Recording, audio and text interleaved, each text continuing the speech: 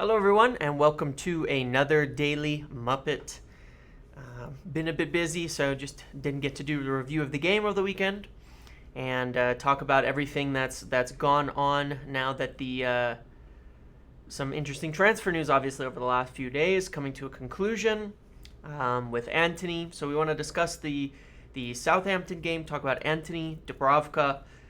Talk about if we expect anything else to happen in the window in terms of ins or outs, and look at where things are going. I'm not going to do a final review of the window, even though this may be the end of the transfers until the deadline is completed, because, of course, there still may be some outs. And I think for some people, myself included, the outs may be part of what determines whether this was a good window or not.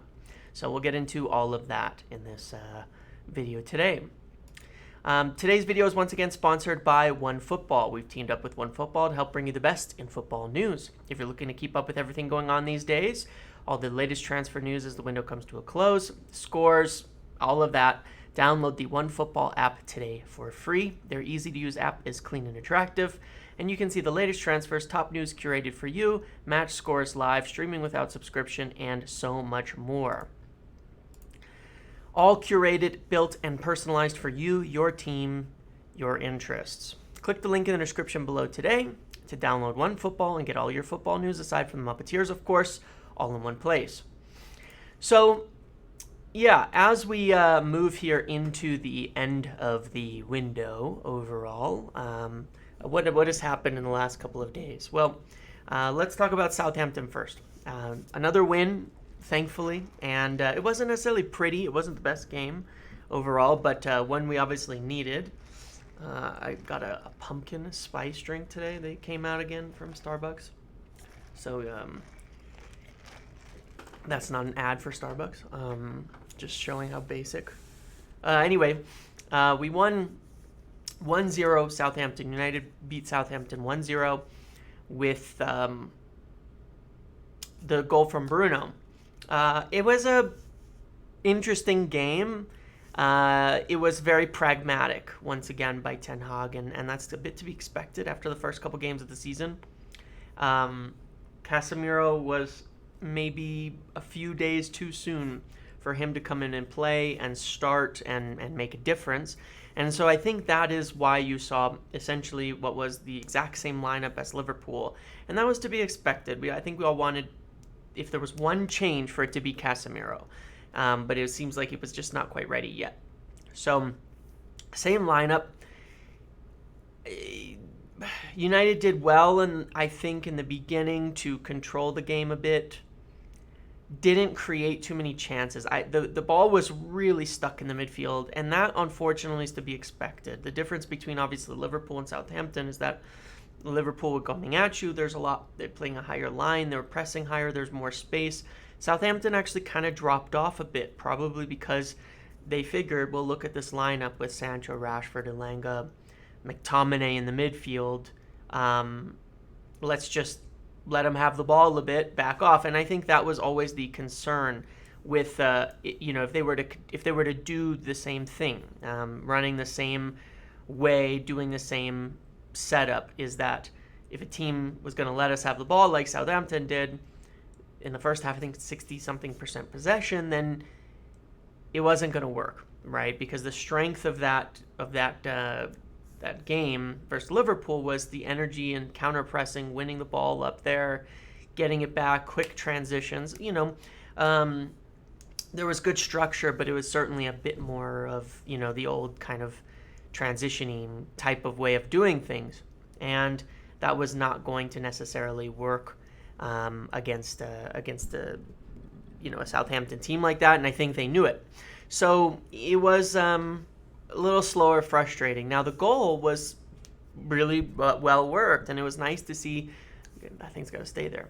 Yet another very good goal from a team build-up play and actual attacking structures, with it building up through a really nice cross from Dalot and Bruno, despite not having his best game again.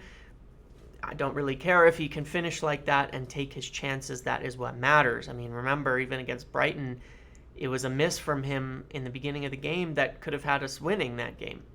He missed a shot in the box and that he should have scored. So a couple opportunities, I believe. So, taking your chances changes the game. So, yeah, it was a tough one.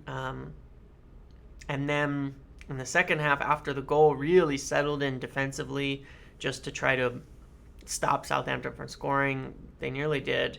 It was a tight game, but a pragmatic approach. And I think you know what the weaknesses are, so there's no reason to worry too much about it.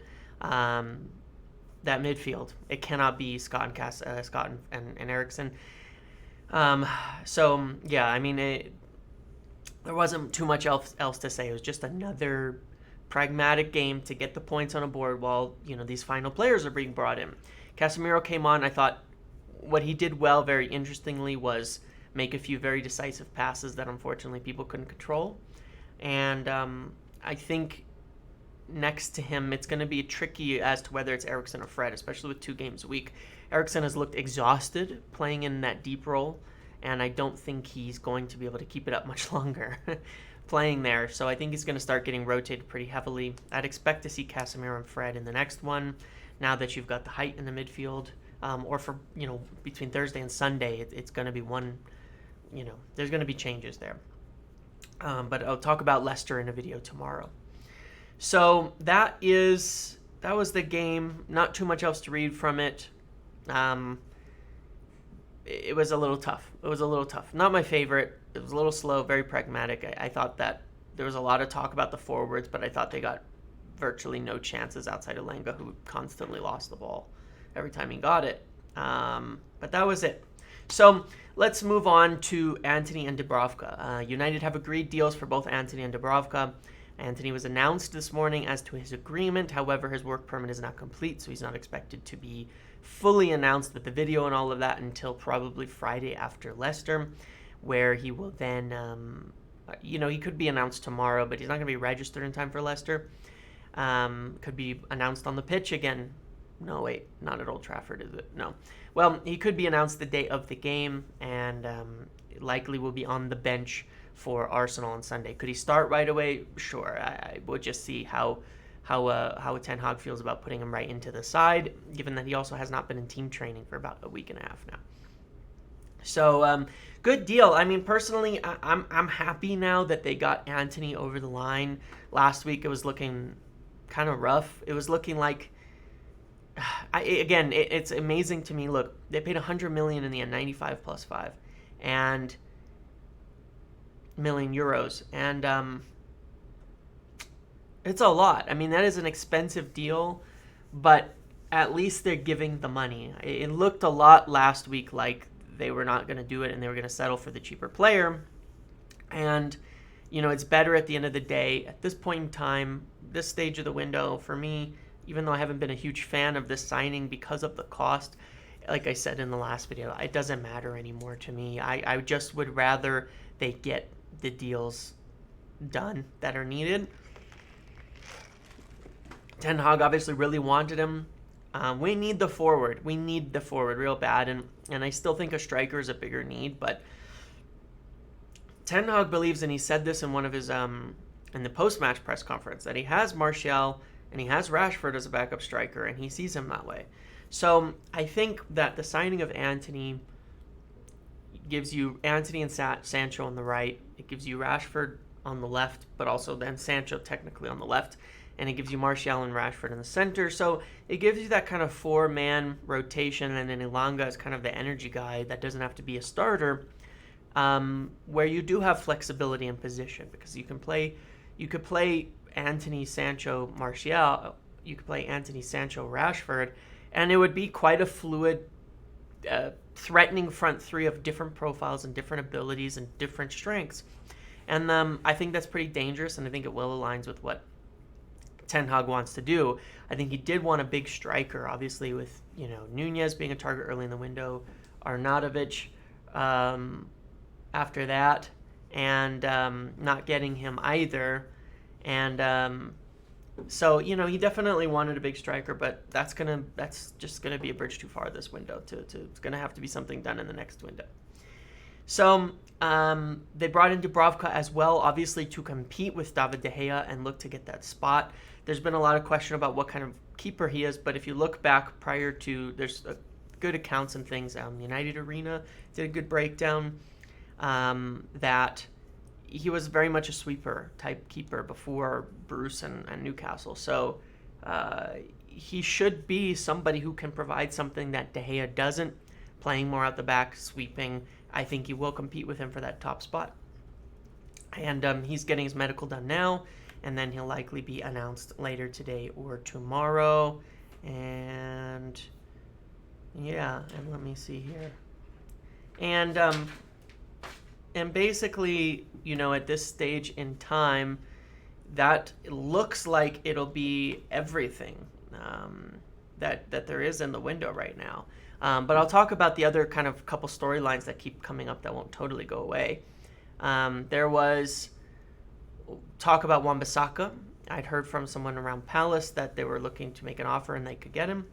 According to David Ornstein, yesterday United rejected offers for Wan-Bissaka from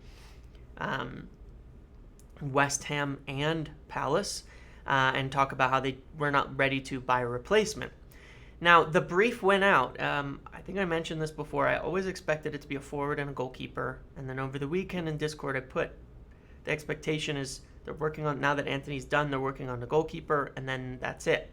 That should be everything.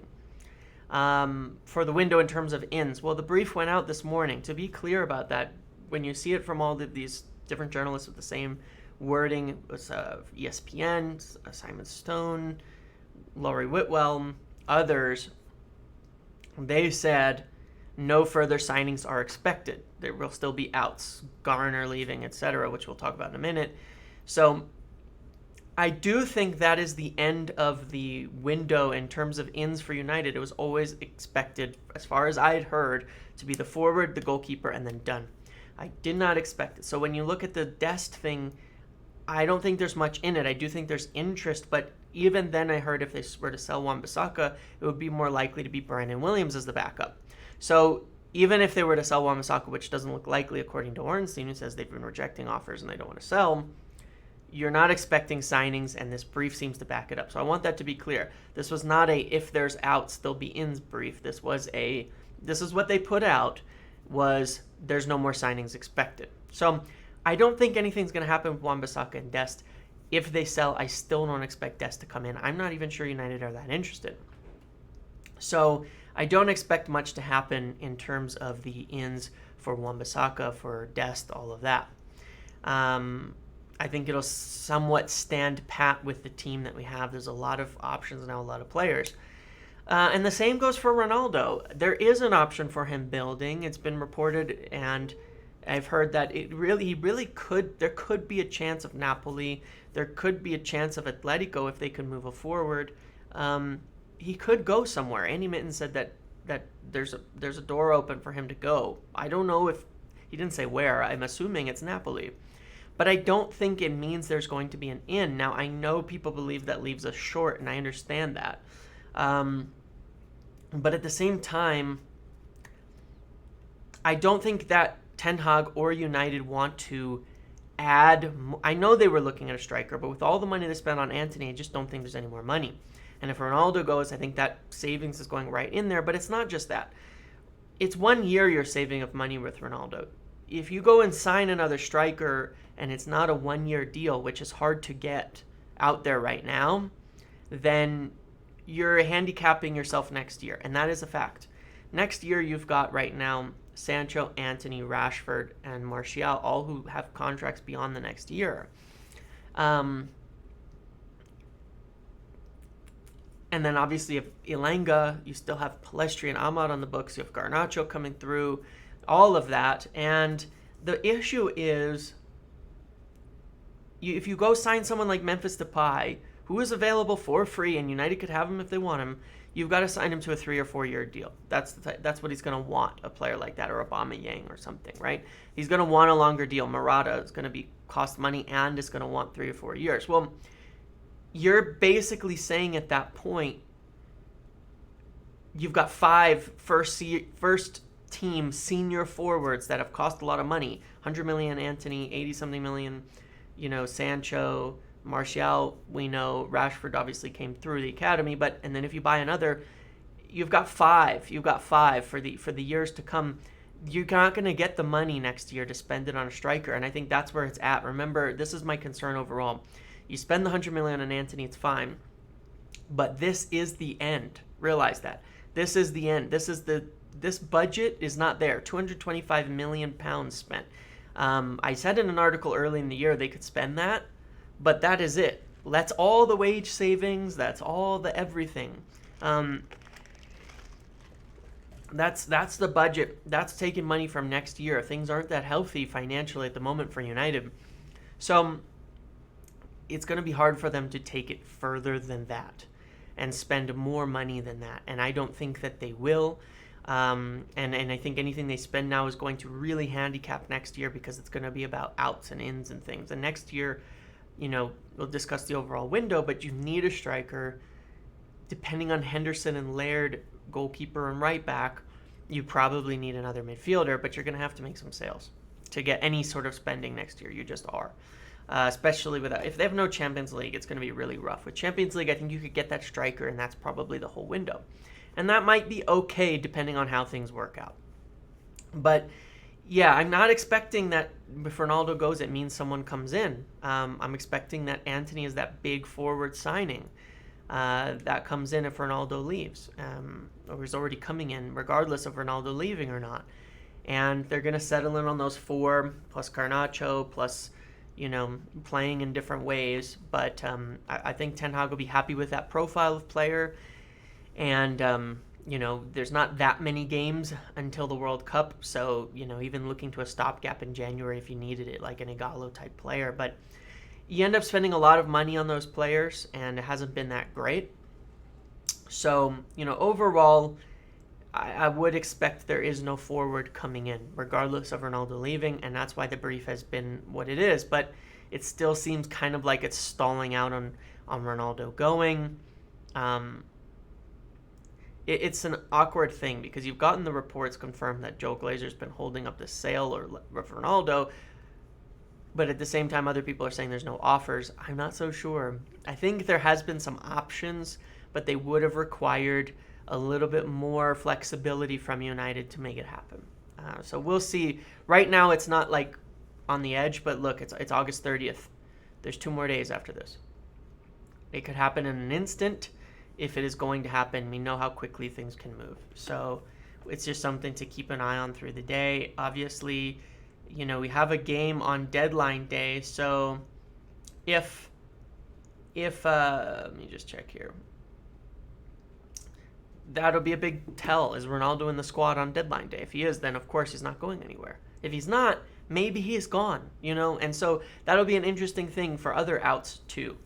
So speaking of other outs, really what I'm extremely happy about, which I think he's playing today, or will be in the available today rather, is that Hannibal Mejbri was on. He got his option. He finally got to go somewhere on loan to Birmingham City, and that is a really, really good move.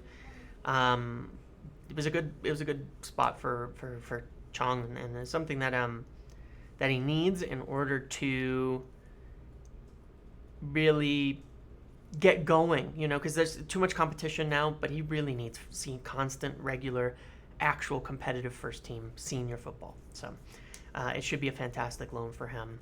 Laird on loan, Henderson doing great on loan. There's options coming back, and as I said, next summer you might see our signings, a lot of them be these guys loaned out if they have good loans. Garner is still likely to be sold as the major sale, as a kind of the final major sale, and then loans are still being looked at for a few of the other guys, for Ahmad, for a few of the other attackers and other players. So there you could still see some more of those happening, and that is likely going to be it. I don't think there's going to be any other major sales or movements. Ronaldo, Garner, and then some loans, and that should be the window in terms of the end. So we'll discuss it when it's done. We'll do a video tomorrow. We'll do one probably before Leicester, and then we'll do one Friday, maybe a live on Friday to discuss the end of the window, to discuss where it's gone, rate it, go over all of that, talk about it. Speaking of that, I'm going to try to do a lot more lives through the year instead of videos, just to make it more interactive, more interesting, since there's not quite as much transfer news, but there'll still be a lot of things to cover. There's a lot of stuff you still hear throughout the year, what's happening in the team, what's happening in the locker room, game reviews. There's going to be a lot of matches to cover and talk about. So the lives might make it a better, I'll try to have the time for it, but the lives might make it a better, more interesting, more entertaining, better content for the season itself rather than just delivering news. I turned on the memberships for YouTube, which is something you can subscribe to, and to support the channel and all of that. And then obviously the perks of that are there's some custom emotes and things like that in there that you'll be able to use in the lives. It'll show up in comments on videos for me to answer your questions, which I will reply to anybody who has a member that answers that asks a question in there. Same on the lives. It'll show obviously if you're a member or things like that. If you're asking questions, I'll make sure to answer them and respond to them. But there's plenty of ways you can join and support the community, and as this sort of summer comes to a close, I appreciate everybody who's done so. There's that on YouTube now as an option, just following all the social medias. There's a Patreon and Discord that has a lot of good stuff in there. That's where I'm most actively talking about little different tidbits and things that I've heard that sometimes I can't just go out here and say. Sometimes early team news. There'll be competitions, an FPL league, some watch-alongs through the season for midweek games especially. I'm going to be doing that this year as well. Kit competitions, things like that. So there's a lot of options if you want to support the community, but if you just want to follow, watch, and all of that, I always appreciate that as well, and it means a lot. So that's all I've got for this video. Thank you again to everybody. Make sure to like, comment, subscribe, turn notifications on, and I'll see you in the next video.